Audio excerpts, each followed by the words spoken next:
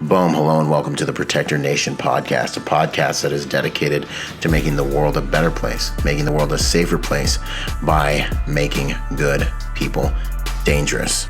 In this podcast, we're going to study and understand what it takes to protect your family, to protect your loved ones, because we all know that you have a few basic needs, food, water, and shelter, but you also have the need to protect those things. In a world and society where evil runs rampant and is sometimes left unchecked, learning how to protect yourselves and your loved ones is becoming more and more important. And so we strive to raise the level of accountability to those who would do evil on this planet by making sure that the sheep, that the flock, is more well-versed in protecting themselves and their loved ones. If that sounds interesting to you, then sit back and enjoy the show. Out.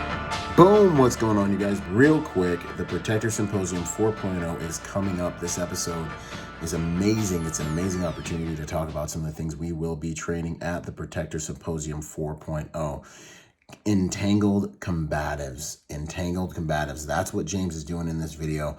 And I just want to let you guys know, we will be in Florida October 1st through the 3rd, studying just that with one of the best, in my opinion, instructor in the world when it comes to entangled combatives with regards to knife fighting and gun employment, your CCW employment in that area. So go to protectorsymposium.com and get your ticket while tickets last. We will be hands-on, inside cars, human pressure, learning how to actually draw your gun and implement it in the exact same type of situation, close to the same type of situation that James is in this scenario. So don't hesitate, get to protectorsymposium.com and get your tickets now. Another thing you guys can take advantage of is our free training manual. We have a free training manual put together by all of the instructors we've had at the Protector Symposiums. This is your chance to get a tremendous discount on the Protector Symposiums, but first and foremost, to also get the free training guide we put together based on the things we've learned from some of the best in the world with regards to personal protection. So no matter what your background, law enforcement, professional protectors, civilians, go protectornation.com and get that free training manual now. But hopefully we can see you guys at the Protector Symposium and we can all train together. And you guys can get a digital ticket or an in-person ticket. That's protectorsymposium.com. All of it can be found at my website, Byron Rogers, RODG, Rogers.com. Hope to train with you guys. We want to make the world a safer place by making good people more dangerous. Back to the podcast. Out. Boom. Boom. What's going on, you guys? Back for another awesome episode of the Protector Podcast, man. Executive Protection Lifestyle Podcast. Today, and I always got special guests and stuff, but today is a special guest. I'd say if there was, a guy out there that's training that I've always kind of looked at and been like, man, I want to be like this dude.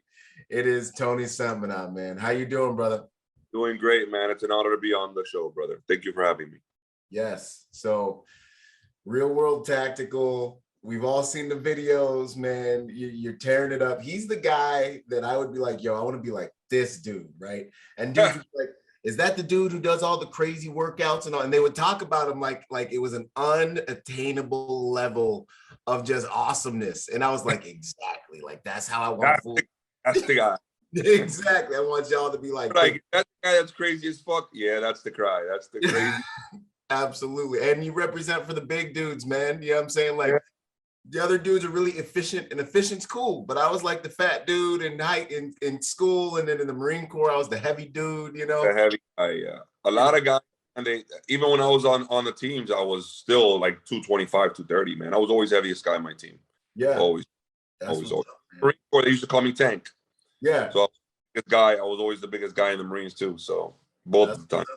No, and I love it. You represent. I started working out at a young age, and once I got to a good size, I pretty much maintained it most of my adult life. Heck yeah, and that's the way, man. Same here, man. They used to call me John Coffee Boot in the Marine Corps. Having everything at first. I got a cooler nickname later on. There's not a problem whether you're in the Marines, police, whatever it is. If you're big, just be strong. Don't be big and not be strong. You get me? Like, if you're not strong, then you're just gonna be fucking big for nothing. You know what I'm saying? Exactly. Don't be big. Know that. He's worth he's big for nothing. Yeah, you got to be a strong dude. Exactly, 100%. And they're going to test you, man. So Yeah. So Tony is one of our elite instructors for this upcoming Protector Symposium 4.0. We're going to talk about that stuff. We're going to do some real world tactical protection reviews on some stuff that we see going on out in the world and get his take on it. This is going to be an awesome episode. We're going to talk about, the reality of fitness as a tool when it comes to being a protector, what a regiment should look like, for someone who wants to get in the game, or for professional protectors, first responders. Like, what kind of things should we be focusing on? Tony's got an amazing background, man. I was reading your stuff, and it was like 20 years active, out in the field, Marine Corps, retired law enforcement, ultra squared away police officer. Apparently you got like all these medals, like they're on stories right now. Yeah, man, it was like officer of the year, officer of the month, and I was like, yo, this wasn't just those like good days, man. Those are my, you know what, at the end of the day, I think man. When I got out of the Marines and I became a cop, I wasn't originally going to become a cop. I growing up in high school, I saw the movie, remember the movie Fugitive with Snipes? With Wesley Snipes. Yeah, man, that's old school. I saw that movie and I wanted to be a U.S. Marshal, right? Yeah. And I said, well, to be a U.S. Marshal, I'll go to the Marines and then I'll come out and be a U.S. Marshal. And then I realized that being a U.S. Marshal wasn't all that's cracked up to be. It wasn't like the movie, So I was like, all right, well, there's nothing much else you could do other than be a cop. So I ended up becoming a cop, yeah. And the only thing was that me in my head, anything that I've ever done, whatever job I do, whatever it is, I always try to do it to the best of my ability. You know what I mean? Like I always say, okay, what's the best of this? Okay, I'm going to try to do that. Or what's the best of it? I always had to have some kind of goals, and that I would just like not care, Right. And I became a cop. I went into SWAT, and I was pretty much SWAT most of my career. Where I worked at, it was down in South Florida, Miami-Dade County. And my unit. County, legit. Yeah, we were big. Everybody got guns. Early 2000s. This is mid 2000s. Yeah. Where down here in Miami was the wild, wild west, And we had what was called the crime suppression unit, and we were all SWAT guys. But it wasn't like a full-time SWAT team in regards to all they do is like barricades, hostage rescue, HRs, and warrants. Like we did everything. So we did fugitive recovery. We had a guy that was attached to the marshals, and we had a guy attached to the HIDA, and we had a guy that was attached to ATF. And pretty much we worked with the feds. We did fugitive recovery. We did the warrants. We did buy, bust, reverses. Bro, there wasn't anything that we did that wasn't high profile. We were doing it 24/7, and that was my entire career. So it wasn't like where we sit down, we train, and then do a HR. We sit down, we train, and do a barricade. It was just, it exposed me, bro. It exposed me to a lot, man. All the car chases and the shootings and all the stuff that we did, man. It was just, I look at it now and I'm like, yo, these guys can't do any of that. Right. Now, compared to what we were doing, and we were legit kicking in doors, Right. Like the mission segments are like segmented and like really focused, where you guys did like all the special functions kind of under one. Yeah. And it was 8 of us, So we handled all SWAT stuff full time, and then we handled all the high profile stuff. You know what I'm saying? And then down here in Miami-Dade County, you know how it is, man. It was busy, man. It was, or at least for my first 10 years on, I was going 100 miles an hour. I didn't go home, man. I was working 80-hour work weeks. Wow. And if I wasn't on overtime and I was doing something, I was on off duty making money. That's what's up, man. Well, you come from the Marine Corps, so it's like we have this engine, you know what I'm saying? Like 4 hours of sleep is a full night's rest, and you can go. That's it, man. And people like cops, they live that mentality of like, all right, I don't make a lot of money. But I could make an extra. I could make an extra $200 here. I could make $200 there. Yeah. Working, you're a fucking zombie. You know what I'm saying? 100% different. No, I dig it, man. I dig it. No, that sweatshop mentality, I came out of the Marine Corps with that too. I'm trying to hold on to that as I build this thing, man. It's valuable. Man. I will tell you, in the entrepreneur sense, yeah, people fail the entrepreneur because they have the complacency of 2 checks a month. Mm-hmm. You know, get used to that, because as a cop or even the Marine Corps, you're getting paid regardless. No matter what happens, you're on vacation, you go to court, you go to like get hurt, you have tons of hours. So no matter what in your life, you get paid. As an entrepreneur, you don't do shit, you don't get paid. Eat what you kill, man. If you don't kill, you don't eat. Don't hustle and make moves, you're not gonna get a paycheck, you know? And for me, it was probably the hardest thing I had to do in my life, just because I'd been working since 14 years old, and I didn't stop working since I was 14. I started at 14. I started at Winn-Dixie, which was like a grocery store, you know, down here in Florida. And from there was another job, then the Marine Corps. Then when I got out of the Marine Corps, Memorial Day of 2002, and the first club, because me and my buddy drove down from South Carolina. We drove down here. The first club that I went to, I was like, "Hey, you guys hiring?" I just got out of the Marine Corps. Bro, we just lost a guy today. You can start. Like, come on in. And it was on just like that. So I was like, it was from one job to another. And then obviously as a police officer, you have a paycheck. You always got, you know, you get paid every 2 weeks. The good thing I want to say about being a cop compared to being in the Marines was you get paid by hour. You get hourly. So if you work OT, you get paid OT. Right. The Marines get your salary. So they'll work your, they'll take your skin, your lungs, and everything. Exactly. The 30 cents an hour that they're paying you. Yeah. Yeah. So I learned that quick. And then honestly, that's why I got out, you know, after the 4 years. Well, it was another reason too, but at that point, everybody was going to war. I was on the ranges when 9/11 happened. So I was on the list. All my buddies were calling me. They were like, "Yo, we're doing a pump right now. We're going to Afghanistan." And when I went to enlist, I was in Paris Island. So at Paris Island, there's literally you're either a drill instructor, or you're part of like weapons battalion or something like that. You know, at least if you're an 03.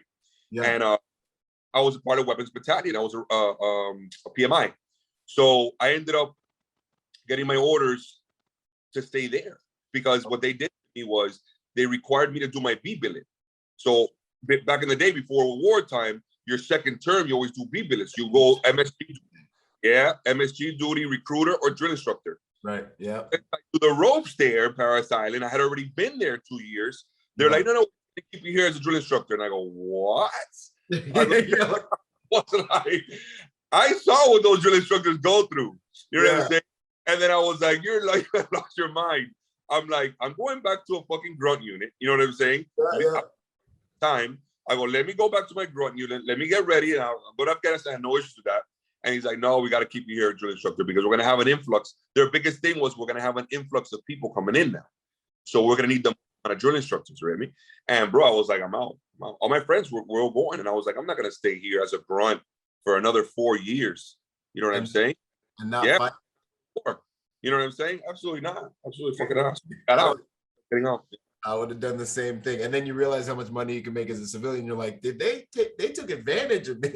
Bro, 100%. 100%. I went to corrections first. I was a state correctional officer for about a year, where after I was doing dual jobs. So I was doing security work, EP work, and then doing the corrections at nighttime, because I worked I was working the afternoon shift, which was what was it, 10? No, it was 2 to 10.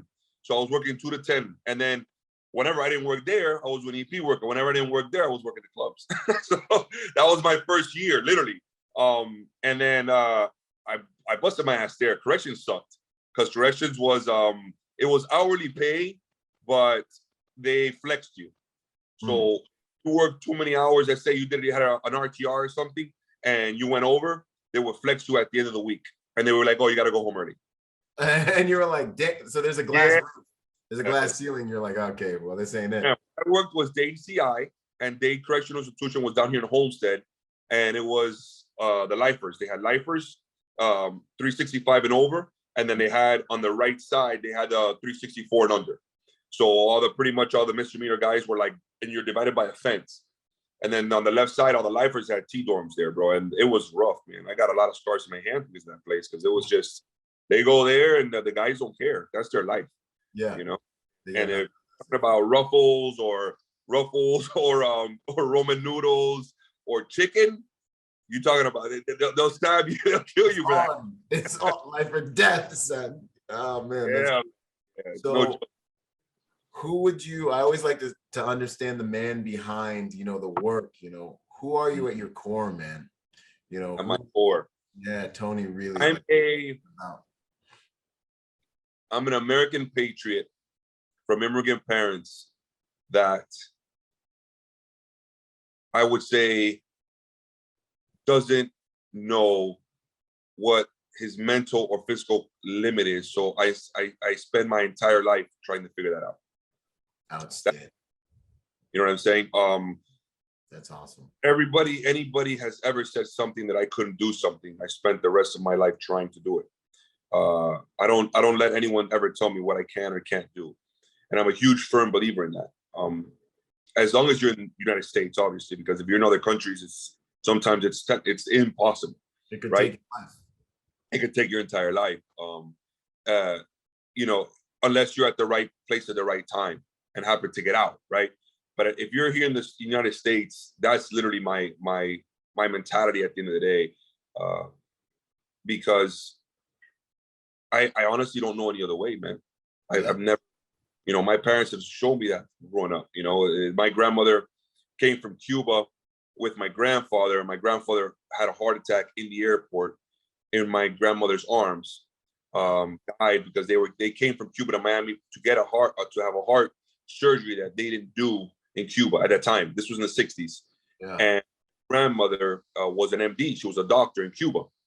She came to Miami after he passed away. She stayed here and she became a doctor here, not knowing English, and in Carroll City, which was literally the worst neighborhood in Miami, by herself and my mom. Wow. So there was no excuses. You get me? Growing up, my grandma taught me that. Yeah, I love it. Yeah, man, and it was great. My grandmother and my mom growing up, and then my grandmother passed away when I was 15, and she was the one who raised me. So at that point in my life, it was, okay, what do I want to do? I got to do something, and nothing's going to stop me in regards to what I want to do, and I knew I was not a book person per se, like a guy, I was more a doer, application type of a guy, and I've always been the type of person where if I sit in a class and someone teaches me something, I'll doze off or I'll fall asleep. But if me and you are doing it together and you teach me how to do something as well, I'm on the job training type of ordeal, I learn faster than 99% of the people that are next to me, and I've been able to get that and try to like catapult it, little by little over the years. It's like a cop, for example, or even the Marines, right? Or any job you do, you go to school for it. You're in the academy, and say you go to the academy. And I went to 2 academies. I went to the Corrections Academy and the Police Academy, both full academies. Wow. And bro, no matter what they teach you in the academy, it's nothing until you get and stand in front of a guy with a knife or with a gun, and or a domestic. You get there and you have people screaming and people going crazy until you learn something. Right. There's no book that can ever teach you that.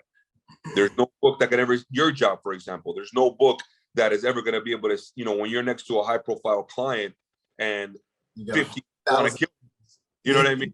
Yeah. No one can ever give you that kind of how that feels to be there and to be on a swivel the entire time. You know what I mean? Yeah. Nobody will ever be able to tell you that until you get there and you feel it and you're exposed to it, So that's been my genre most of my career, That's awesome, man. And it shows that hunger, man. I don't always really know where it comes from. I think some of us are born with it, and a lot of us get it from our parents. It's a little nature, nurture, and then decision kind of party eventually, man. But I see it and I love it. I'm glad I have it. I don't know how to get people who don't have it to get it. That's one of the things I've studied my whole life, and I really it's hard, man, because what happens, they get complacent. And they get complacent, bro. And someone that you see that's a smart dude, or someone that you see that has a lot of potential, like more talent than you. Like I see people with more talent than me. I'm like, you would kill it if you'd apply yourself, if you're half as hungry as I was, man. They get to it's like, bro, if I know all the cops that I know that are smart dudes, that are really smart guys, but they're like, no, man, I can't do that. I can't leave police work. No, man, it's crazy, bro. What if they're scared. It gets to a point where it's like they're okay with the paycheck they're getting. Right. You know, and I always knew that I've always wanted to start my own company. I always knew it. I deep down inside, I always wanted to be my own boss. Right. You know, I just didn't have the money saved up. I didn't have the means, and I didn't know what it was, like what I wanted to start until later on in life. You know, but once I found it, I was like, okay, I got something here. Let's go. Yeah, let's go 100. No, you know. Man, absolutely. And I mean, as a businessman, you've been tremendously successful. It looks like, man, as all the sponsorships you have, you know, I haven't seen anybody else in our space. You were meant the monster having them on your, you know, like I'm learning things, man. I'll be watching you. I'm like, yo, he's built this thing. When early on, I would say like this: it's not always about being the best, right? It's not always about being the best or being the number one guy. Sometimes it's about being the first guy. Right. That's wisdom, man. That's yeah. You know, and I learned that. I learned that in a when you're going into an industry, right? Yeah. Per se, let's say the tactical industry, for example, right? Everybody has the newest gimmick, the newest this, the newest that, the newest whatever. That they're trying to be the first guy, you know. And I understand it. I understand the mentality, because if you're the first guy to revolutionize something, right, you're going to be the leader there. You're going to be that guy, and there's not going to be any competition for you there. So you're going to kill it those first couple of years. Why? Because everybody's as far as you can. Yeah, everybody's going to be trying to catch you. Yeah. And everybody be copying what you made. But as long as you build that reputation and you have a solid foundation, a foundation made out of concrete, not wood, a solid foundation, then you're always going to be that guy. The one that, oh, he's the one that invented that. You're just copying him, you know? So I like to always come out with stuff. Now, I don't like gimmicky stuff. I've never liked gimmicky stuff, right? I try to actually change the mentality. And when I first came on in 2014, in the tactical world, nobody was teaching what I was teaching. Now everybody's teaching what I teach. At that point, nobody was teaching firearms, fighting, and fitness. Nice. Nobody. Live fire. Now, they were doing insemination. They would do the fighting with insemination and all that, but nobody was incorporating all three things into live fire training. Yes. And I did it since it was different, since it was new, since nobody had ever done it. I mean, I was making, in the first year that I did it, I was making more money doing that part-time than I was as a police officer, working overtime. Wow. You know, but I sacrificed for 2 years. I would get off my operation at 3 or 4 in the morning, sleep for 2 hours, and go teach an entire weekend. Go back.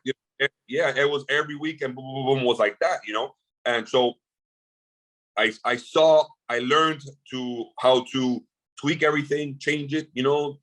Marketing was a huge thing. I learned that. I learned marketing from the Haley of the world, Haley, Costa. Okay. At that era, when I came on, they were the big dogs. They were like, I remember I used to see them, and I had a lot of respect for them, obviously, for who they were and their credentials and all that, so whatever. But I used to see them, and I was like, that's not what makes them special. It's not that. It's the videos on YouTube that makes them special. It's sexy, man. Travis, yes, those little 30 seconds, all that crazy stuff. You know what I mean? So, and I learned that real early on. I got a video camera guy, you know what I'm saying? And I started stuff the same way, you know, and little by little. But the only difference between me and them was they only had one genre. Yeah. I had 3. I had fitness, firearms, and fighting.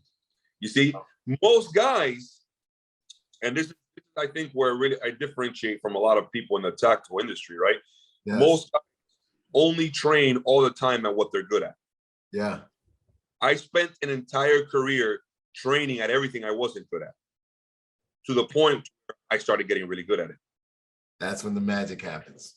That's when it is. So the proficiency in fighting, fitness, and firearms, if you can be good at all three things, then in my head, I say to myself, then you're a true protector.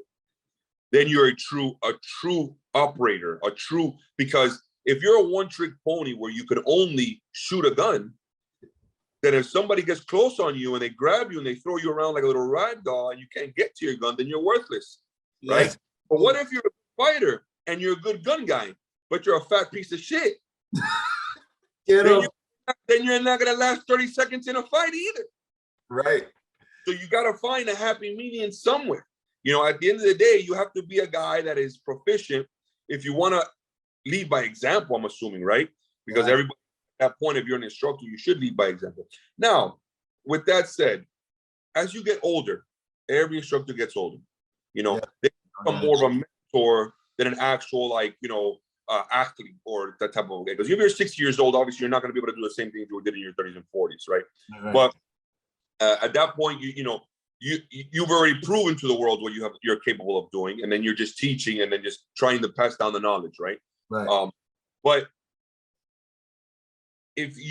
what's good about the Instagrams and about the social media and about the videos now is that nobody can dispute what you're capable of doing. Right. It's not like back in the day, and it's like, you know, McDojo life, right? Like McDojo, where you have all these guys McDojo life, for all the garbage you know what I mean, they're doing, right? So what you see on video is either the guy is legit or the guy's not legit. You can see it. The guy could do something or he can't, you know, so it's a good thing.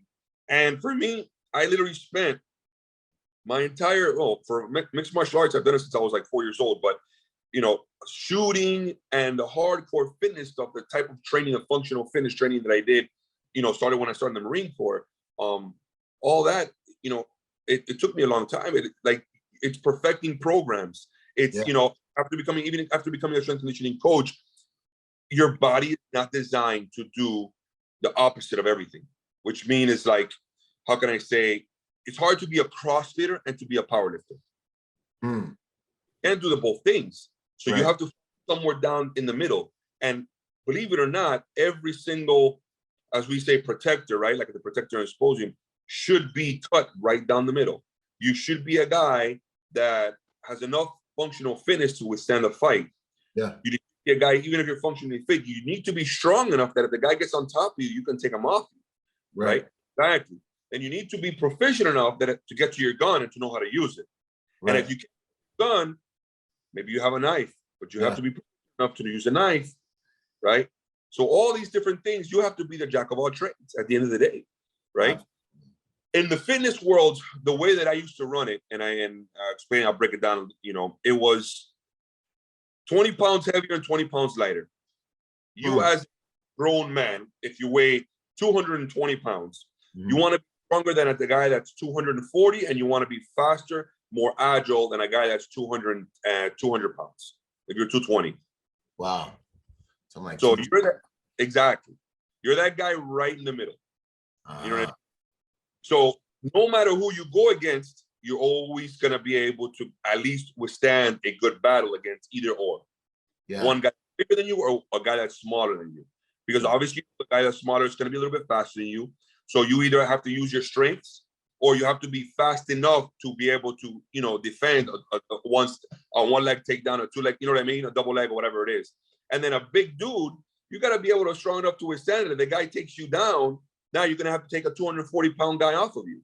You know what I'm saying? And there's a lot of guys that are $180, $190 that they can't do that because they don't train in strength at all. You know what I'm saying? So that's always been my key. So when everybody sees me doing all the jumping and doing all the running and doing all this different stuff, I did a video one time with Omar. He's a UFC fighter, and he had $170, $160. And, you know, haters and trolls said, oh, you punch low. You know what I mean? You know how it is. Because I was hitting one time for power. Walk on water because you can't swim. You know what I'm saying? So they were, oh, you punch low, this and that. I'm like, oh, okay, you think I punch low? No problem. So I had UFC fighter, world champions that come into my gym every day. So I got him and I put him next to me. And the guy fast. And he weighs 170 pounds, right? I weigh 240. And striking was just as fast as his. My combos were identical to his. So in my head, I've always been, because the average operator isn't like us. The average guy, bro. The average guy is $175, 5'10", 5'9", okay, and can run like the wind. You know what I mean?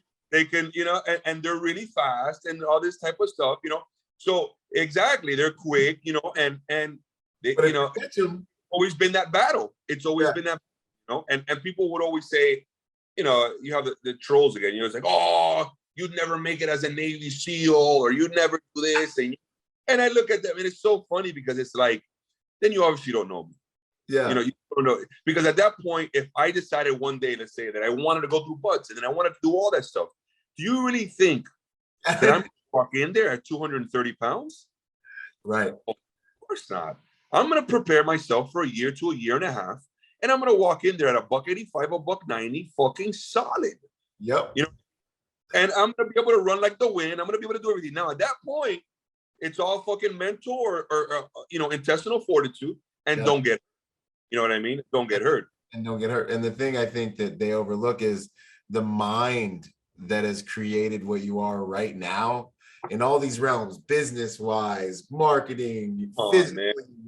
The mind that's behind all that stuff is really what it is to fear. Like this physical stuff, y'all are looking at like 30% of us. You know what I mean? The real dangerous stuff is like here and here. And that can 100%. It's all, you got to kill me, bro. Yeah. That might says like, just my ego alone. Yeah, it's a thing. My pride and ego. My pride and ego, you gotta my legs up. You don't have to kill me.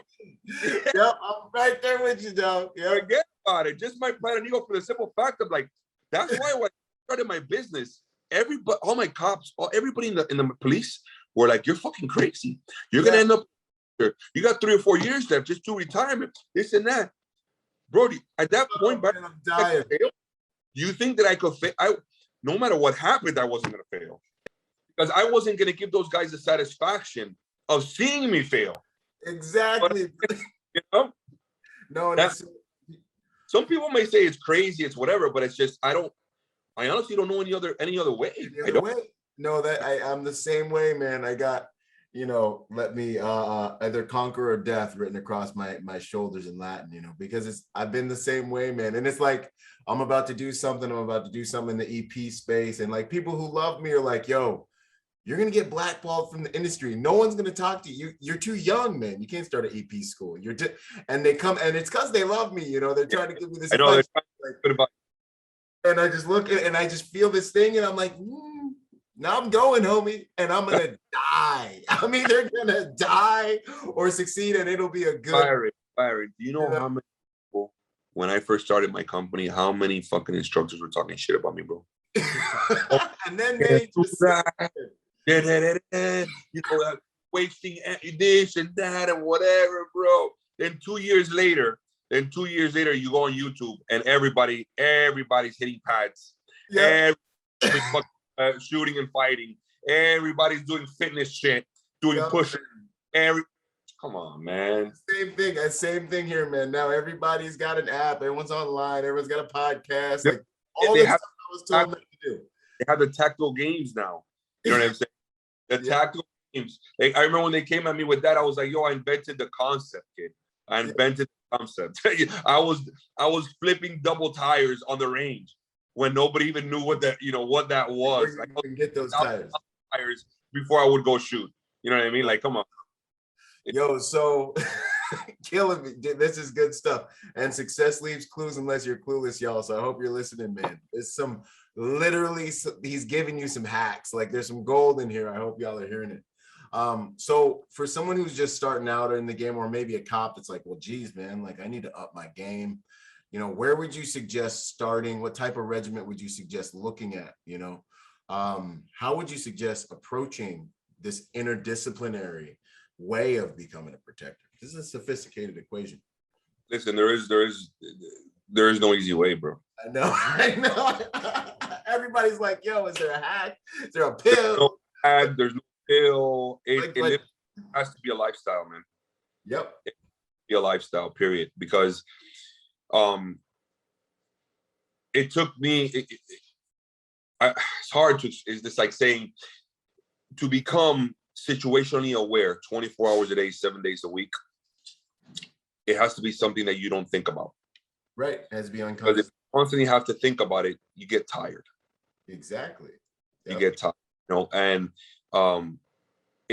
police work, being in plain clothes and being in the worst neighborhoods of Miami and not knowing who is going to pull the gun out and not knowing this and not knowing all these different things, or sitting in a car, everybody's strapped up in a UC car, and then we're sitting in front of a house and the house has got 6 dudes and they're all strapped, you know what I mean? And they're looking at the car. I was like, is that a rival gang? Is that that, I've never seen that car in this neighborhood before, all these different things, it puts you on edge, right? So I was on edge for 15 years of my life, right? I see the evil. I saw the evil every single day. I seen some evil people. You've seen what people are capable of. The problem is the average person has never seen that. They never experienced it. That's the problem. That's exactly why I post these real world violent situations all the time, because I want a micro trauma. I want them to realize, like that girl that I'm like, yo, don't sit in your car and send text messages. And they're like, yeah. I got 5 sisters. Yeah, Byron, you're just a security guy. It'll never happen to me. I'm like, I don't want you to have to experience trauma to wake up. I'm the same way. Like I was in Iraq. I was worried about getting blown up and shot all the time for years and stuff. So for me, it's like nice to be aware. Like I feel good when I got a good spot in the room and but this micro trauma concept is like, how do I get someone who's never seen how black things can get like that any given day, appreciate this. And in my class in the Emporium, I expose people to that, to the point where there is no winning. There's no winning in some of my scenarios. You don't. There's no wins. You understand? It gets you to the point where I have to see that you're willing never to quit. It doesn't matter. You just keep, even though you know you're losing, even though you know you're gonna lose good. You're gonna lose with honor, and that right? So power in that. It's understanding that I'm gonna put them against a Brazilian black belt in jiu-jitsu pro fighter. Yeah. You're not getting that guy off of you. Like you're not getting him off. Never. And you're never. Because he will you and he will go through the other 15 students and nobody will get him off. You get me? So at that point, you see the person and you expose them to what could happen in real life, and they realize how vulnerable they are. Yeah. And then at that point, sometimes it clicks. It's like, holy fuck, I never want to be in that position ever in my life. Absolutely. Trauma. That fucking sucked. You know what I mean? And that's just a glimpse. That's not real life. You know what I mean? Where like if you really got put in that position where you got a guy trying to fucking gouge your eye out like it happened to me, or fish hook you like it happened to me. You know what I mean? And the guy's really trying to kill you. Then that's when everything is like boom, boom, boom, boom, boom. You have all these lights going off. You know what I'm saying? Yeah, man. You're like, this is real. Because even when shit happens to someone, and it's like it's happening, and it's really happening right then and there, it takes them a second to realize this is fucking really happening. It's really happening. I'm getting punched in the face. I'm losing this. I'm getting hits. I'm getting punched in the face. This guy just punched me. This guy really punched me in the face. You can disassociate. You're like, I'm losing this fight right now. Yeah. It's a real thing. And they don't, and it becomes their body, because they've never been exposed to it before. Right. They shock and they freeze. And even I had a buddy of mine years ago, officer, and we go to what's called it's a mental health house. So it's a house where a lot of crazy people live, and we will get called there all the time. Stuff, and this guy was on the team with me. He was a SWAT guy with me and everything. But we weren't SWAT at the time. We were just acting. This is the beginning of my career. Mm-hmm. And we go to the house, and we're dealing with a crazy person, right? But everybody's really calm, cool, and collect. I get there, he's already there talking. I get there. Hey, look, this is what he tells me. Hey, you got to go check out the chick that works here. She's hot. She's hot, right? So I'm like, go talk to her, because I'm primary, so I got to get the report anyways, right? So I get, and I walk in. All of a sudden, as I pass him, I hear like a, behind me. And I'm like, what the fuck? So I turn around. Now the guy is on the floor. One of the crazy guys is on the floor. And my buddy looks up at me and his fucking entire nose and mouth is covered in blood. And I'm like, what the fuck happened? And now at this point, I'm already running towards him, Yeah. Needless to say that, we had to fight with the guy and everything, right? The guy walked up to him, and in his brain, the crazy guy, in his brain, it said his brain told him that my buddy had sex with his girlfriend. So punch him in the face. Absolutely. Listen, for no reason. Completely out of nowhere. He just gets punched in the face. Out of nowhere. Like, he was just standing there. The guy just walks up to him, looks at him, and just, bam. And we had it on video. It was the funniest thing ever. God. So, my buddy was almost as big as me. You know what I'm saying? He doesn't have the fighting background that I have, but bro, he would grab a guy, and I seen him. He grabbed the kid, and picked him up in the air, and slammed him on the ground.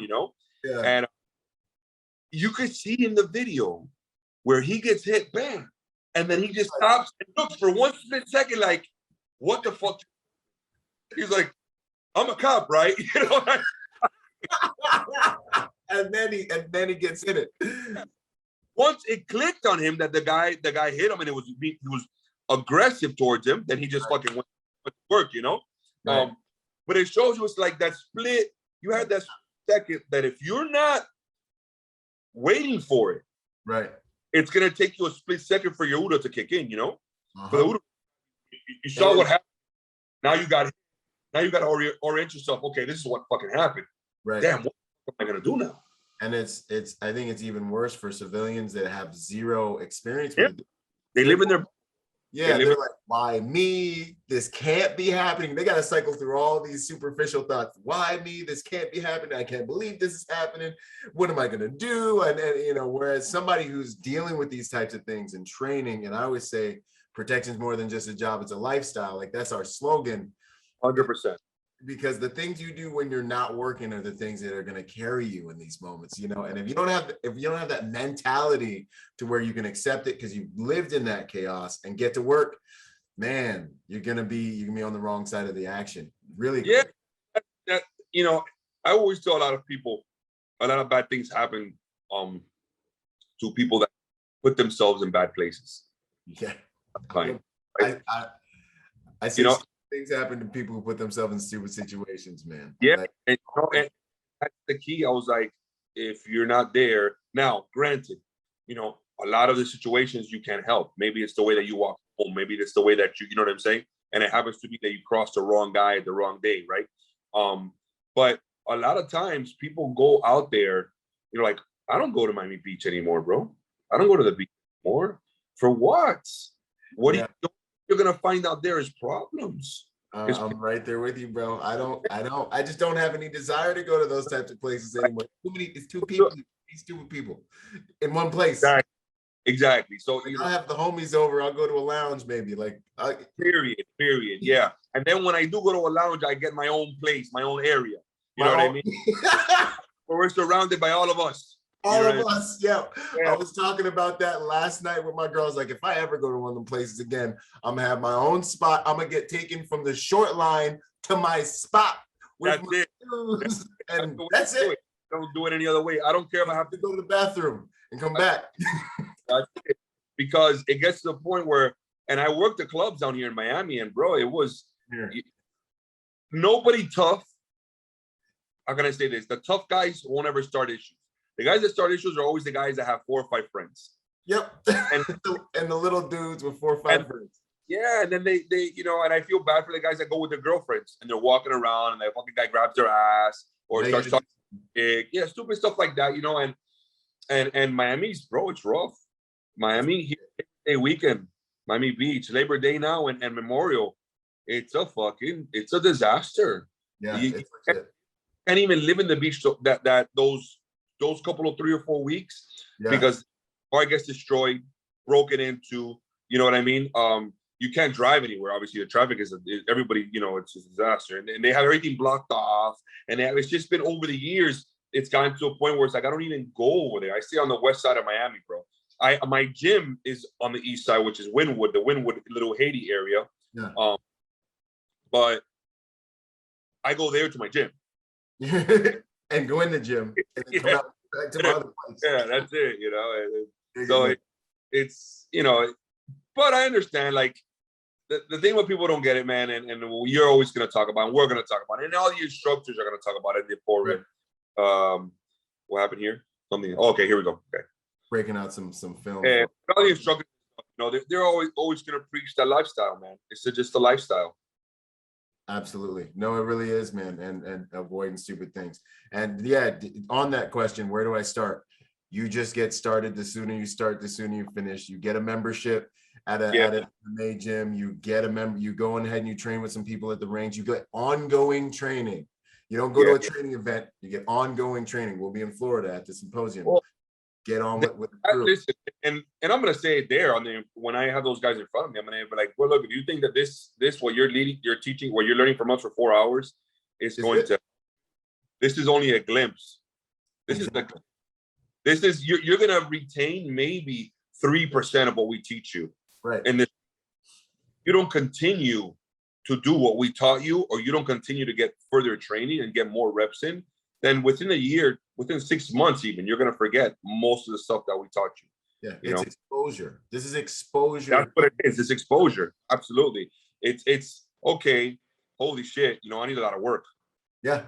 Yeah. That's what this is. What's possible, you know? So on that, let's go into what are you going to be teaching for the Symposium, man? What does everyone get to look forward to? So it's pretty much going to be student performance-based exposure. It's pretty much what it's going to be. So it's going to be 4 hours, and you're going to be getting a little bit of everything. You're going to be getting fighting, you're going to be shooting, and you're going to be doing fitness. So you're going to be doing all three things. Now, the main reason is what I want to do to the student is I want to expose them and show them their flaws and show them what they're capable and what they're not capable of doing, where they are on the echelon of where does your performance decrease at what heart rate. So if you're at 130 beats per minute, does your performance start decreasing at there, or does it take you 50, 160? You know what I'm saying? And then it's going to teach you at the same time, I need to work on ground fighting, or I need to work on grappling, or I need to work on striking, or I need shooting, you know, or I need to work on my physical fitness is garbage. You know what I'm saying? Like, I ain't gonna make it, you know?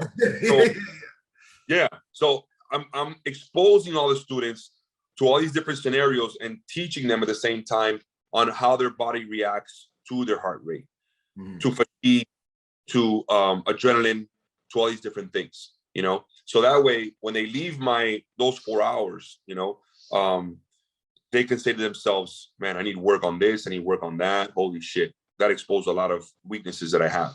I got to get to work, you know? A lot of guys, you know, it's like I tell you, they'll teach only one specific thing, but in reality, every conflict that you have at some point or another, let's take away the gun, right? The gun aspect, lethal aspect of it. Every aspect has some of those things that I teach, right? There's a spectrum of things that are happening. It's correct. Escalating. You have a chance to go physical. You to go lead. You're at 80 beats per minute, all the way to 150. You know, and between that 80 to 150, it's gonna be where the fuck are you in all of those, you know what I'm saying, in all that area, and how proficient are you in each three of these genres. And those three genres are what make you I would say a full proficient person that is able to protect yourself and to protect your family. That's awesome. Yeah, you know, I think it's ridiculously important because I think a lot of guys have a false sense of security, 100%. Even in things they train. Like, yo, I'm on the range, and who was I training with the other day? He was like, we're gonna mix it up, because when you're training, literally everything in your environment is designed for your comfort. And y'all don't realize it ain't like that. So you can shoot good after you're warmed up, you know, and you're out here, doing your job, but cold and on demand. And then when's the last time you got your heart rate up? Like, what can you really do with these types of factors? Like what I call the shoot fast guys, right? So I draw guys. Right? If you go to a 1 second draw guy's Instagram, He doesn't do anything else. He doesn't do anything else. Yeah, so that's true. And it gets to a point where I was like, yo, I know that you can shoot fast. And I know that you can shoot faster. And I know you can shoot faster than 1 second. But what else can you do? Right. What if a guy punches you in the face? What are you going to do? Yeah, like what if you're at the bar and you couldn't carry your gun? Yeah. What if you go for your gun? What if you go for the gun and the guy grabs your gun? What are you going to do? Or you can't earn your draw because you're not strong enough to earn that track. Exactly. You know what I mean?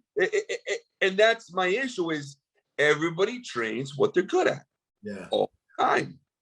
You're good at something, you want to highlight that, what you're good at. So you continually, you try to, become really great at that, like the best. Then, but it gets to the point where, it's like, okay, you're great at this. You're an expert. I will call you a master at this. Yeah. What, are you good at anything else? Yeah.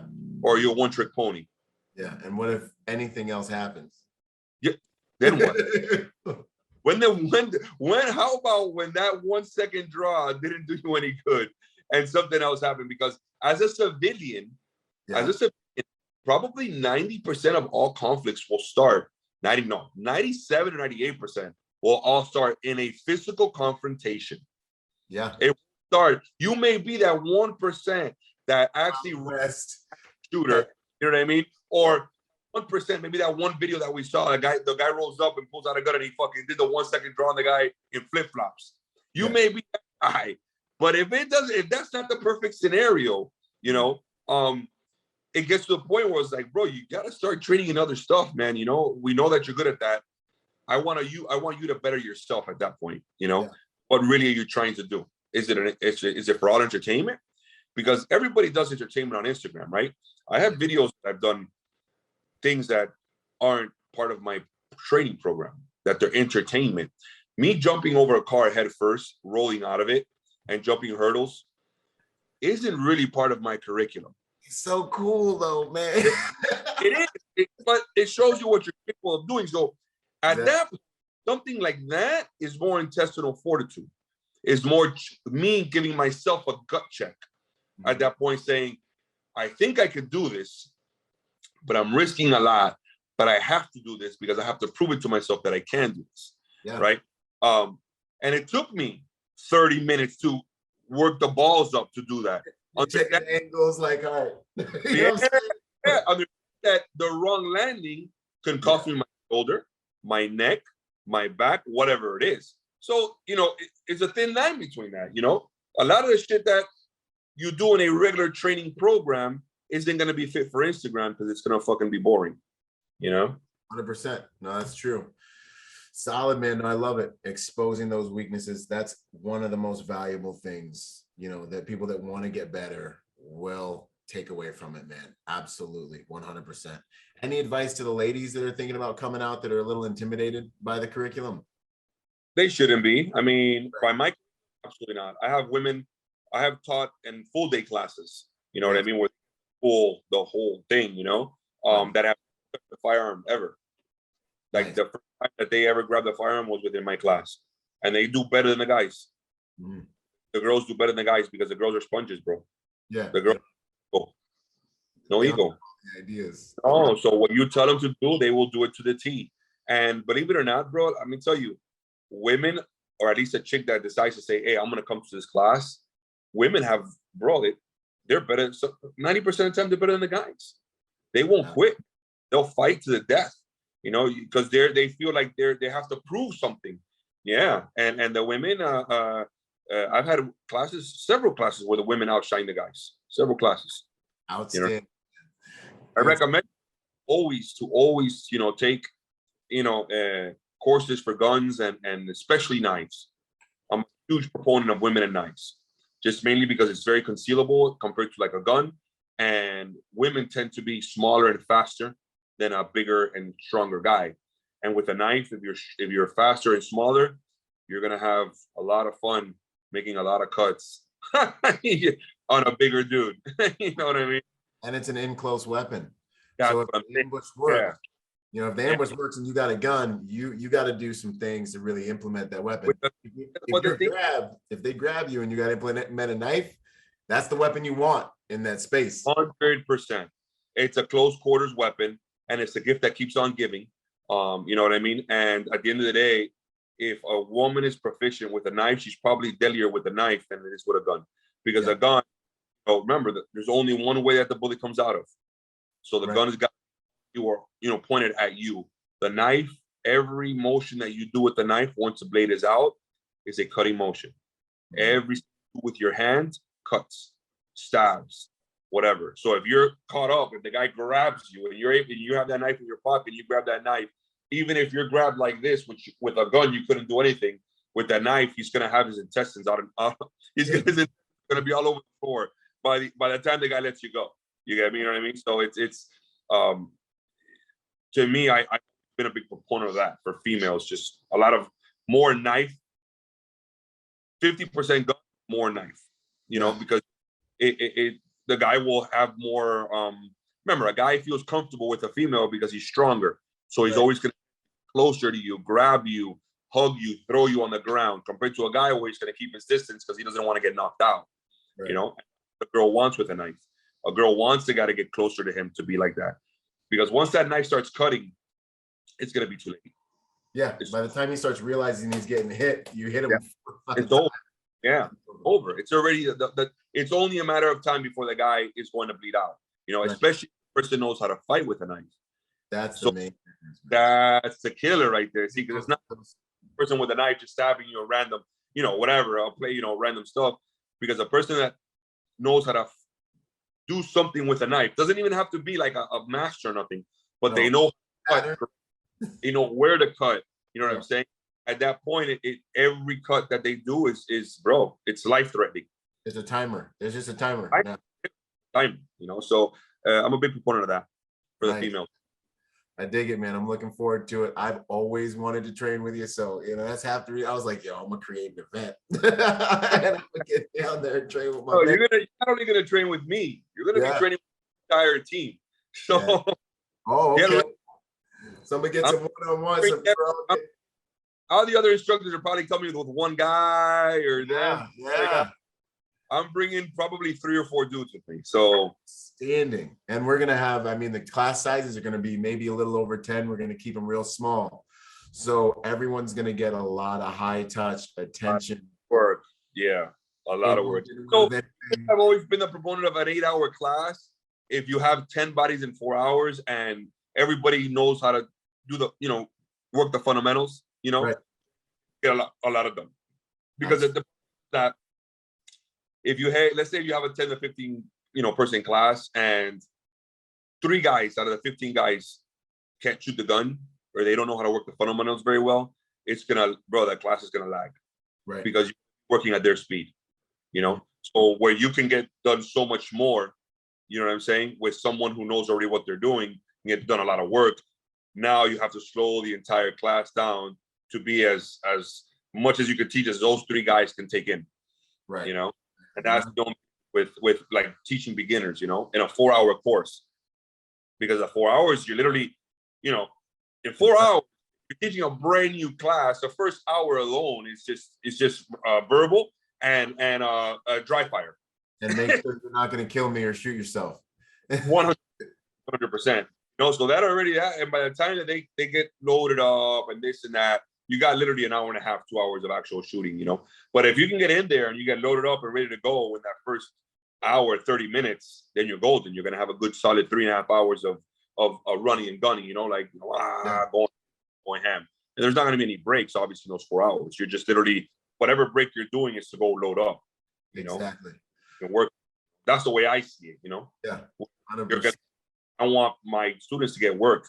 I don't want them to be sitting around or standing around, while, only one person does. A lot of scenarios that I do or drills, I like to have three guys working at the same time, 2 guys, 4 guys, get in the habit of you're just going in like this the whole time. Yeah. And if there's some guys that are lagging, you're going to have the coaching staff there that can actually help them out. That's a huge That's the problem. Yeah. There's 2 things you can do. One, you have to stop the class and go as fast as they can go, or 2, you have to pull them aside, have them work something completely separate, and have the rest of the class doing that, which I don't like to do that, because then you kind of almost alienate those guys, and like, man, but they got a different class than I did, you know. Now, granted, they're not class's standards, you know, but you know, you never want to make somebody feel like that, because then you're like, yeah, you want to keep everybody in the group tight together, and that's it. And even if you got to slow it down, you slow it down. It's gonna be good, man. I can't wait. Real quick, let's hit a few of the real world scenario or two, and then on your way, man. Boom, boom, boom. The starting is even bad already. The guy's yo, what do you see? That's the first thing right there. He's got one of your hands. Don't let anybody grab you or touch you. Number one. Serious. So 8 seconds.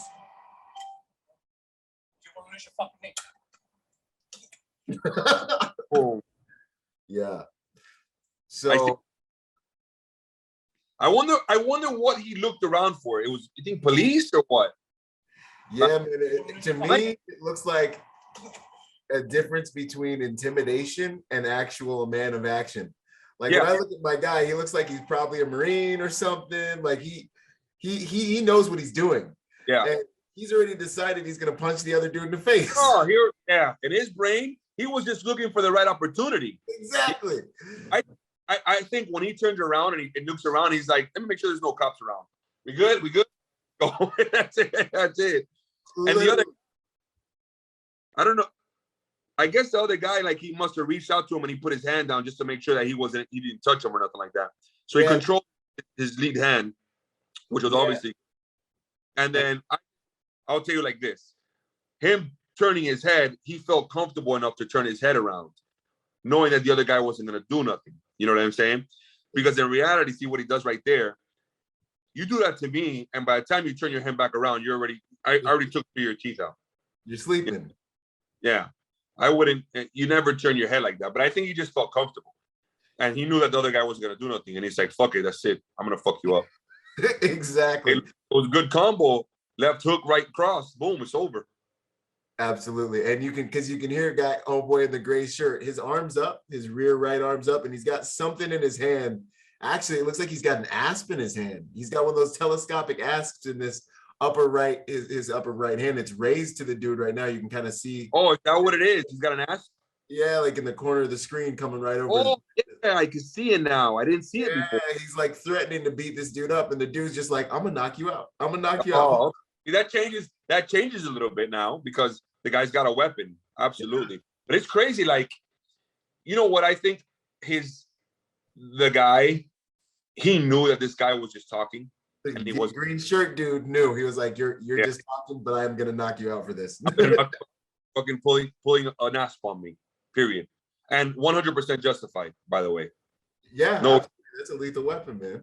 Yeah, absolutely. 100% justified. Here's another one. This one's another physical one. Let's see here. Boom. But that last one was a difference between intimidation and actual combatant. Like, absolutely. You know. All right, let's see what we got here. 23 seconds.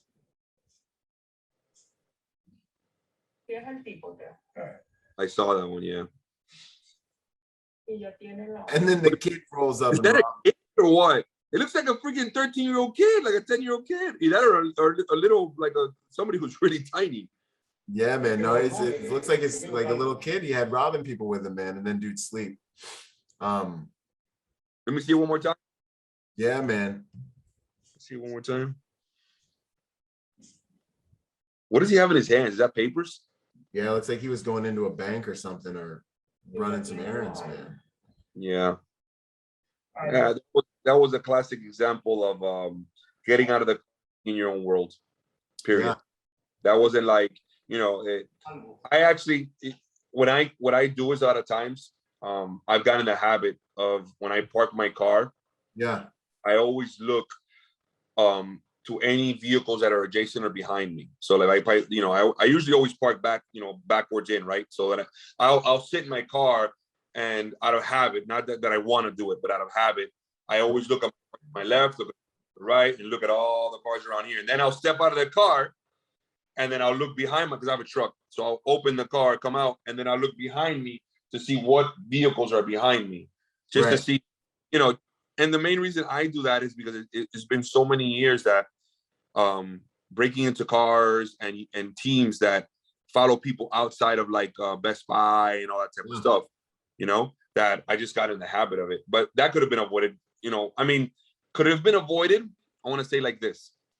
And I want to be realistic here, right? It would have never happened to a guy like me or you. Right. Because we're constantly looking and looking around or whatever it may be, right? But let's just say maybe if this guy was even looking around. Yeah.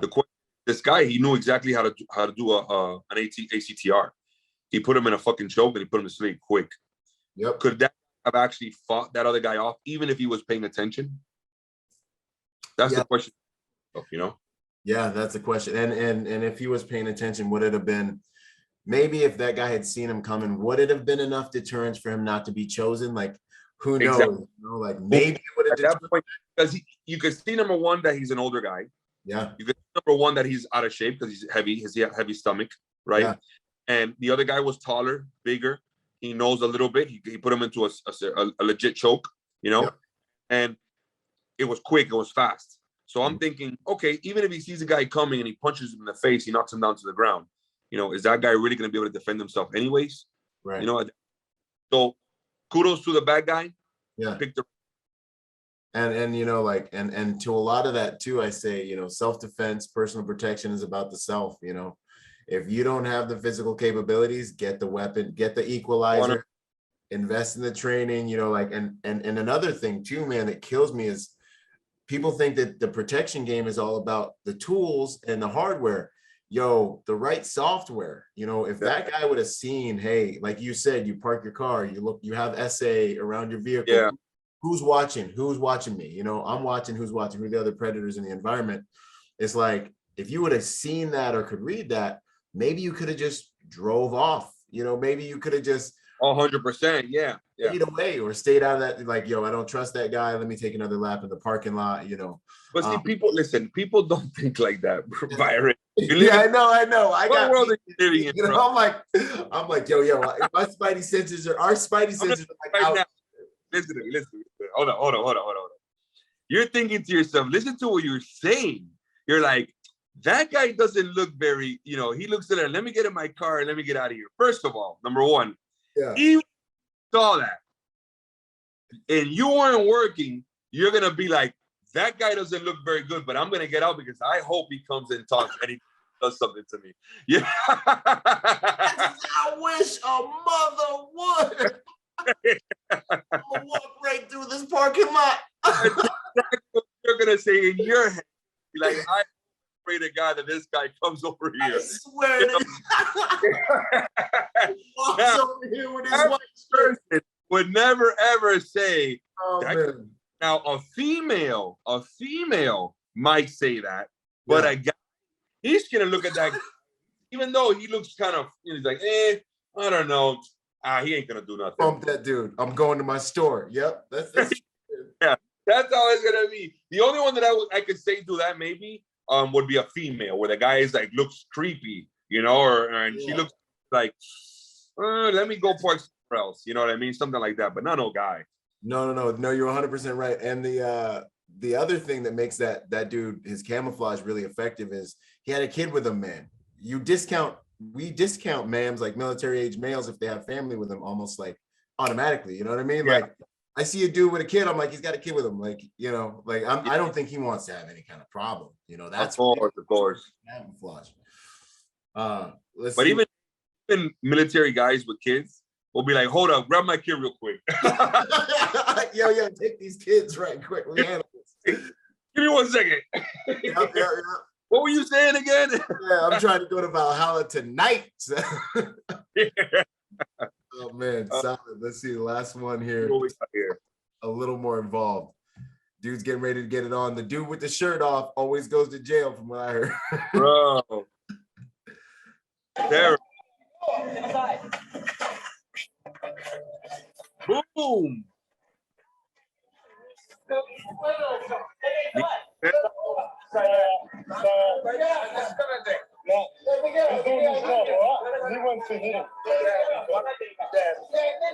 Cancel me again, all right.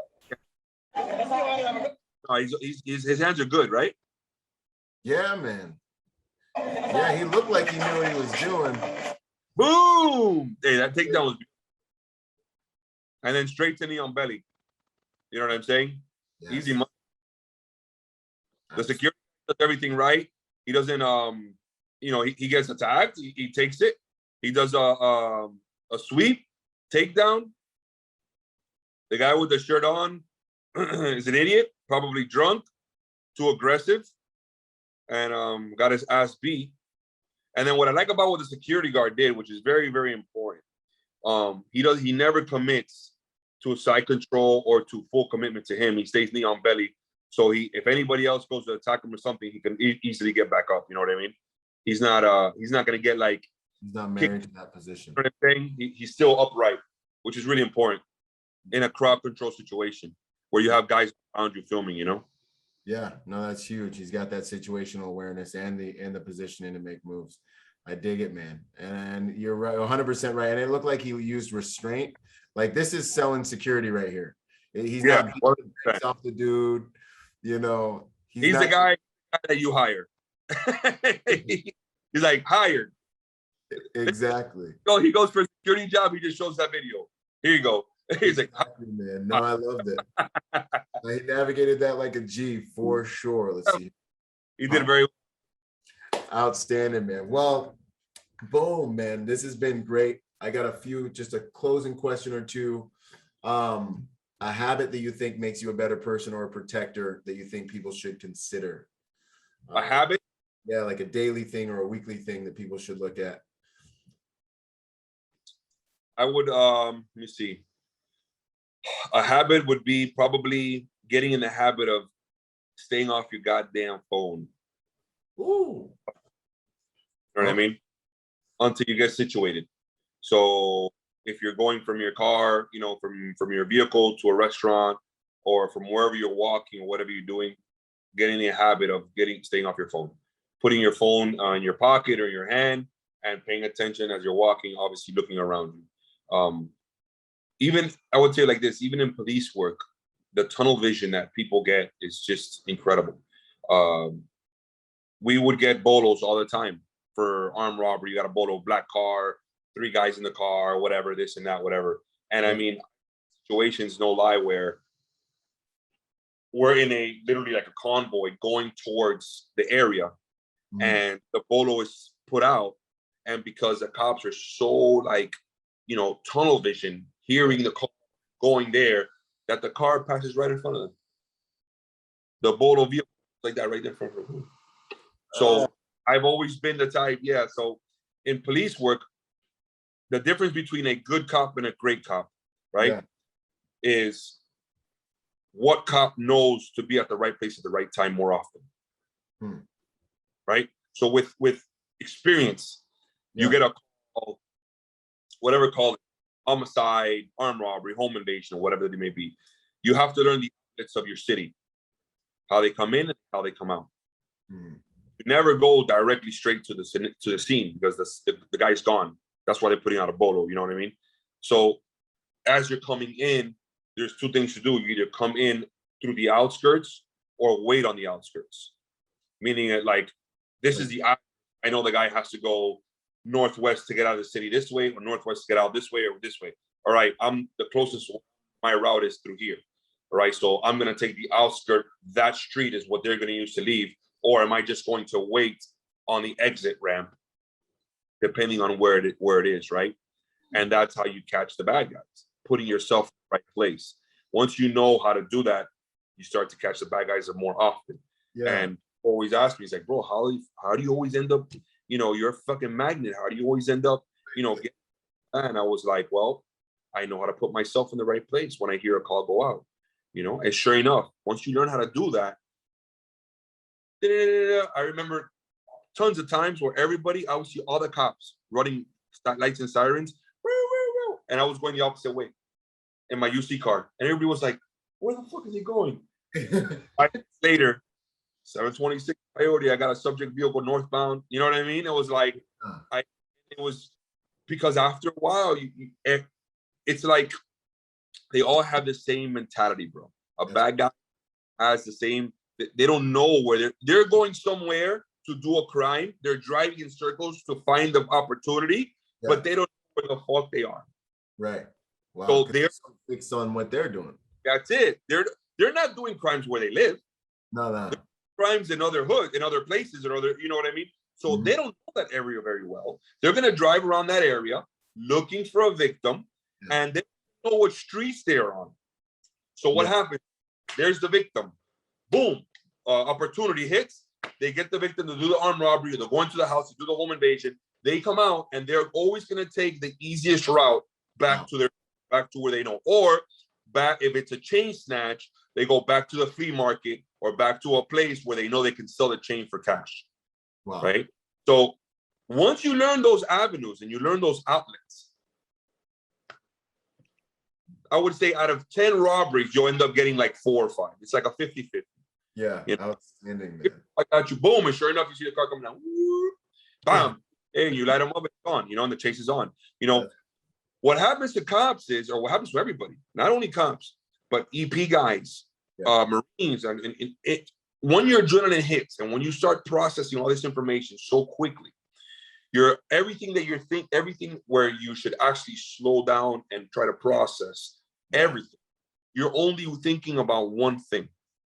And you're so concentrated on that one thing that everything else to you is oblivious. Goes black. It goes black. Whether it's in a gunfight, whether it's in a normal fight, whether it's in a car chase, whether it's looking for a bad guy. In EP work, maybe you have a client and it's 3 or 4 of you guys, and now your first decoy comes up to you and starts doing shit. There it is. Trying to get through, and everyone. Yeah, you get sucked in. The formation's gone. Boom. Boom. And the real dude comes in and smokes your client. Yep. That's real. That's very real. And it happens like that in everything, whether it's an active shooter, whether an armed robbery. They have the first guy that comes up to you and talks to you, and the second guy comes behind you with the gun. But there's always some kind of decoy to deceive you. You know, you can't get caught up on that first initial, that first thing. You have to, you access it, you acknowledge it, but as you're acknowledging it, you are contemplating everything else. The mission always stays true. The fundamentals always stay true. And that's the problem that a lot of guys that are new get caught up. They don't tend to like sit back for a split second and say, what the fuck is that? Oh, sit back for a split second and be like, all right, I see you. Right. Why am I seeing you? Exactly. And why? Why? What are you doing? What you're doing for? What's the purpose of that? And then the first thing, as you know, as I know, hands. Hands are through you. Right? So people get caught up on anger, face, emotion. Fuck you. Loud noises. All you want from where you are, but you don't do nothing to me. Yeah, we cool. I'm in an EP job or as a cop or whatever. You're over there doing other stuff. Okay, you stay over there. I see you. I see you. I see your hands. Your hands are good. You clear. Now let me concentrate on what's going on around me. Okay, I see you. Hands are still good. I'm not gonna stop everything that I'm doing to go warm and to attack you. Absolutely. You know what I'm saying? And that prime example, that day that those 2 cars passed that car, it was armed robbery. It was an actual armed robbery. And my buddy Richard Quintero, which me and him were like, together, and he actually teaches with me when I do the Leo stuff. Medal of Honor recipient, multiple honor officer of the month and all this different type of stuff, right? Yeah. He had active shooter, guy killed 7 people. The team went in. Our team went in, and it was an HR. It was a full out gunfight and everything, and we ended up saving the 2 lives. Wow. Yeah. Between the guys that I bring to teach my courses, like my law enforcement courses, are my 2 buddies, Luis Sevilla and Richard Quintero. Between the 3 of us, we have Medal of Valor, 2 Officer of the Years, double-digit Officer of the Months, probably about 8 or 9 Officer of the Quarters, Officer Life-Saving Award, and God knows how many fucking commendations. I don't even know how many these motherfuckers have, but that and the fact that the experience that you're getting probably have like 3,000 ops under all 3 of us, 3,000 plus, because they're still active. They're still Yeah, they're still out there working, you know. They're both supervisors, team leaders. But Strevilla is like my older brother. Strevilla ended up bringing me on. He has 4 years on me, and he ended up bringing me on. He's also a Navy vet. He was in the Navy before he became a cop. And he's been on now, 22, 23 years. And he's been SWAT his entire career, a year years on. And then Richard Quintero came on. He was a cop before me, and he was K9. Came on SWAT, I think, 3 or 4 years after I did.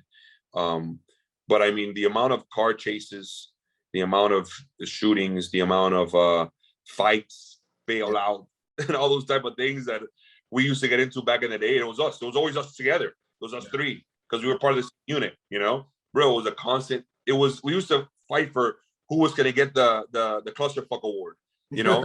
Where it was like car chase, crash, bailout, perimeter. Like all of it in one. Yeah, who was going to get it this week, you know? And we all, it was a, you know, but those guys, man, honestly, I knock on wood. I trust those guys with my life, you know? Sevilla, you know, I would stay late, and this is the stuff that I never forget. Yeah. I would pick up a Grand Theft Auto, like a stolen car, and it was parked, but it was time to go. You know, it was time for us to leave. And I was like, no, I'm going to stay. I'm going to wait till it gets occupied, you know? And I'm like, yeah, you guys take off. Don't worry about it. I'll take care of it. You know, I got it. Don't worry about it. They wouldn't leave. And they would just stay with you. See, man, my heart, like my heart breaks for guys that never experienced that, man. You know what I mean? That never get to experience like what men and people in combat, how that ends up bonding you, man. And it's just a thing. You know, your stuff is, everything is compiled. And what I tell, the difference between, you know, the military guys and the law enforcement guys, well, let me just say, law enforcement guys in the bigger cities, you know, that have a lot of crime, because, you know, you can have a guy on, and the worst thing he's ever handled was an alarm, you know. But you know, talk about LA, Chicago, you know, New York, Miami, you know, those bigger. They're doing like a deployment for a lifetime, basically. Like every time they gear up, they're going basically out into the field. Exactly. And I try to explain to them, you know, war, like for you did 2 deployments or 3 deployments, right? Whatever, up to 4, whatever. All compounded. So what you're doing is you're getting hit with a fucking sledgehammer on your head. Bam, bam, for 3 or 4 years, right? In those cities that's like full time, you know, that they're running and gunning all the time, it's like a small little hammer chipping away. Beep, like beep. Pop, pop, pop, pop, pop. But for 15, 20, 25 years. Very small. And it's doing this to you, but the trauma in the long run is close to the drama of a short amount of span. You know, it's different. It's a different type of PTSD. 100%. You know, so I try to explain that to people. And granted, not all departments are like that. Departments are equal. They're made equal. Yeah, departments are like that. And we're also talking in a different era. You know, we're talking about in the early 2000s, mid 2000s era, before the teens came around, where it was still, you know, it was still the wild, wild west, where you were still getting into the car chases. You could still go after bad guys. Yeah. Because now armed robbery happens, Polo goes out, you pick up the car, and they cancel you. And they're like, hey, cancel. You know what I'm saying? The guy another 15, 20 more times by the end of the week. You know what I mean? You know, what do you got for me, buddy? What else you got? Yeah, man. Last major question. How would you like to be remembered? Wow. I would like to be remembered for an individual that gave his all in everything that he did, and that his work ethic was never questioned.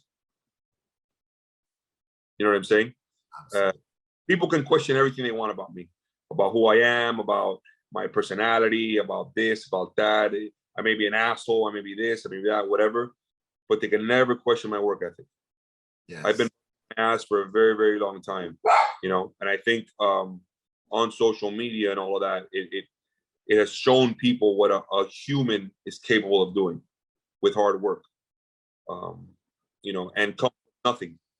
You know, I'm tired of people and the excuses because of your race, the excuses because you grew up in the hood, excuses because all this type of stuff.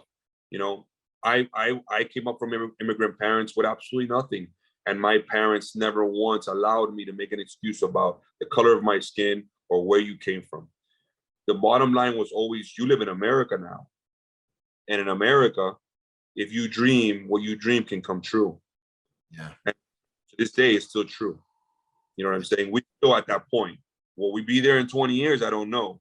But right now, at this point, regardless of where you come from, who what your background is, where you lived, it doesn't matter. If you really want to get out and do something with your life in the United States of America, you can, and a lot of people have forgotten that. Yeah. Yes. People, they play a lot of that victim card, you know what I'm saying? And when I hear that, it's like, bro, me and you talking a different language, big dog. Yep. I'm right there with you. Victim not in my vocabulary. I don't believe, you know what I'm saying?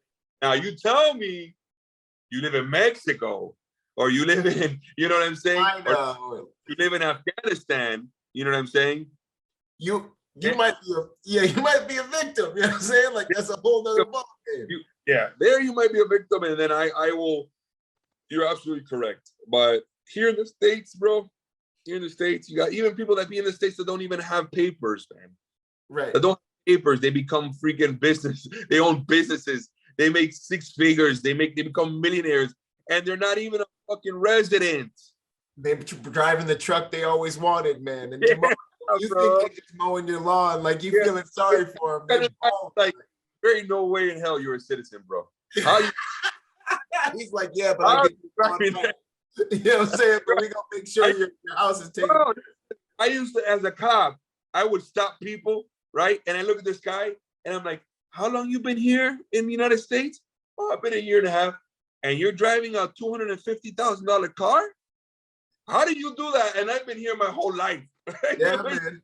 It's like, there's an edge, bro. There's an immigrant edge. My dad's from the Bahamas. I was born in the Bahamas, the same thing. And he would be like, that victim stuff, that's African-American stuff. We don't believe in that here. And he would literally tell me, he's like, we ain't like them. He's like, you're going to work hard. You're going to do this. You're going to do that. He was an entrepreneur. And it's the same thing. It saved me from those mentalities. The Haitians, if I've told you how many times that I've had a Haitian tell me, hey, I'm not black, African-American. The Haitians are the same way. They're like, it's like the worst thing. I work my bust my ass. They taught me to work. I don't play those games. We're the same way, man. It's good. And what did we do? What did I do?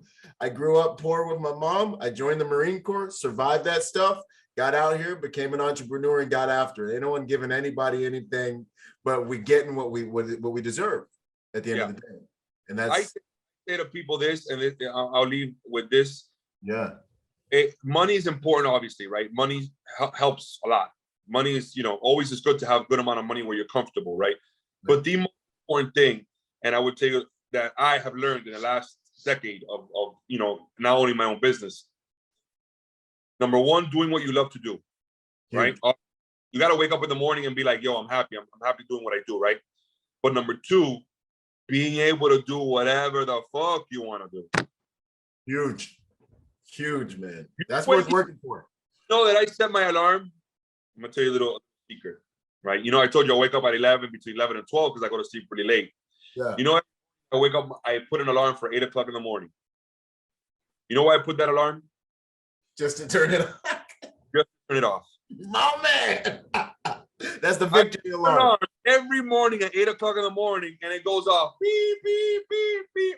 And I'm like, oh, it's 8 o'clock in the morning. I grab my phone and I go, oh, boom, I keep sleeping. That's the stuff we work for, man. I love it. Myself that I'm my own damn boss, that I can sleep to whenever I want to sleep, right? Now, when I get up and I get going, it's on. I'm taking business, right? But it reminds me every day that I'm blessed. Yes.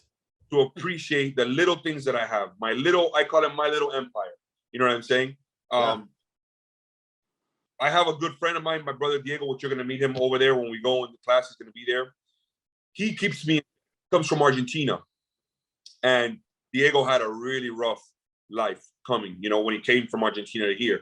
He came by himself, no family, no nothing. And he came at a very young age. And now he's partners with me in his gym. He's a 3-year, he's actually a 4-time world champion striker, fighter, kickboxer, Muay Thai, and all that stuff. And he is the realest and the most hardworking person I've ever known in my entire life, right? He reminds me every day that I'm a piece of shit and that I am worthless. And I have no business complaining about anything in my life because I live a great life. You know what I'm saying? Yes. And I love him for it. You know what I'm saying? I love him for it because he keeps me in check. When I complaining about stupid bullshit, I'm like, oh, fuck, this and that or whatever. He's like, why are you complaining again? You don't even work. You don't. He's like, you make a post on your Instagram and get paid the dollars. It's like, and then he has a thing with always bringing up Monster. He's like, do you know you work with Monster? Do you know they pay? You know how much they pay you to do absolutely nothing?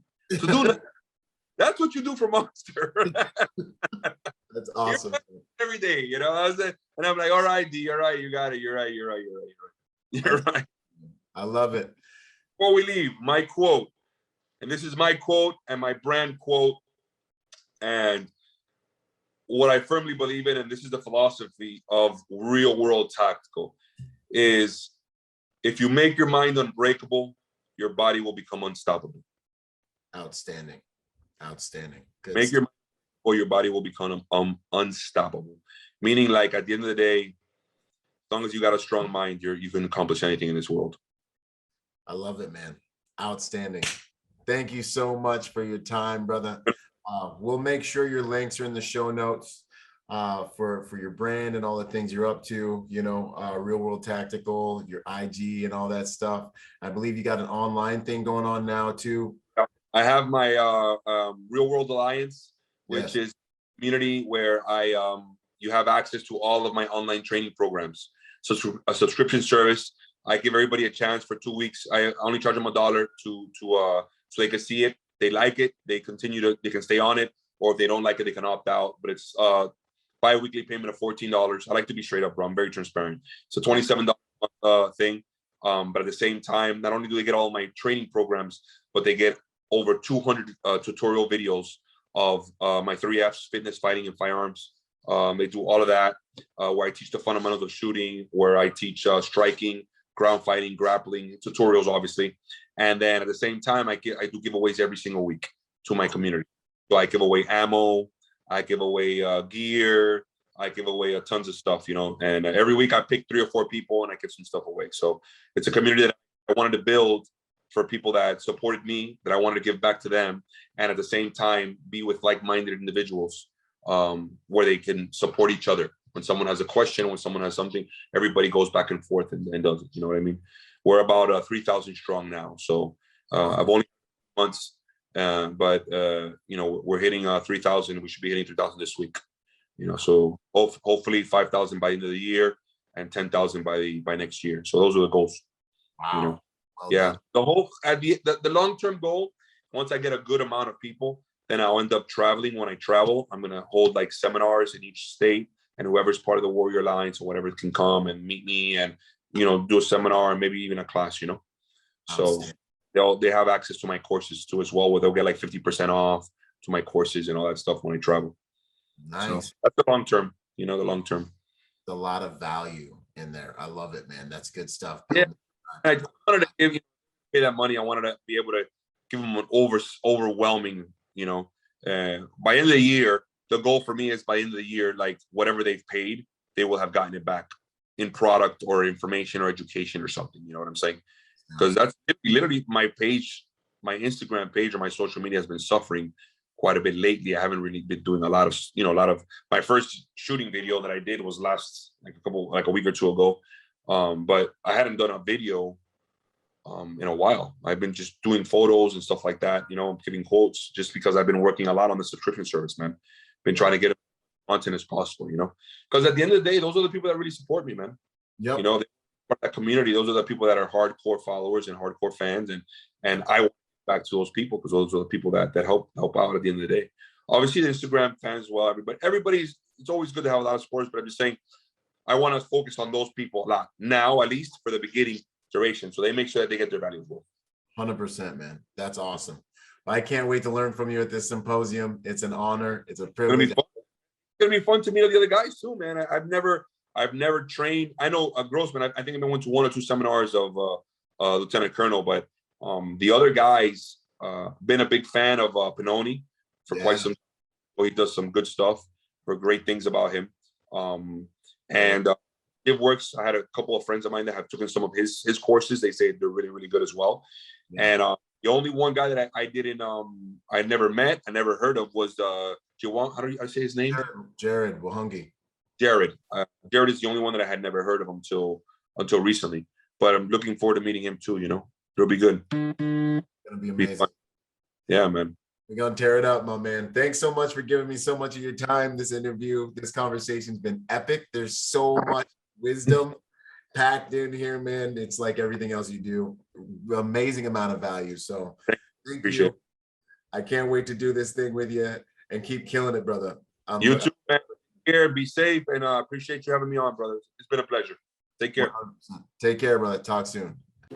Boom. Yo, what up? I hope you guys really enjoyed that episode. Hey, listen, in order to get more out of the brand, I want to encourage you to go join us on our social media platforms and join us at protectornation.com. We post different types of content on our different platforms at different times.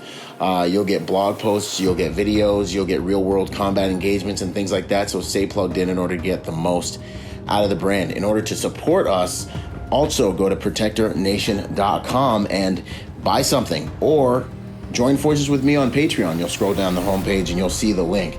Anything you can give counts. Think about whatever you would lose in your cushions or like spend on McDonald's this month, $5 a month, whatever it is. That helps us make the world a better place by making good people dangerous. Anyways, this is Byron Rogers, protector by nature and by trade, and I'll see you on the next piece of content, whether it's a video or podcast. Out.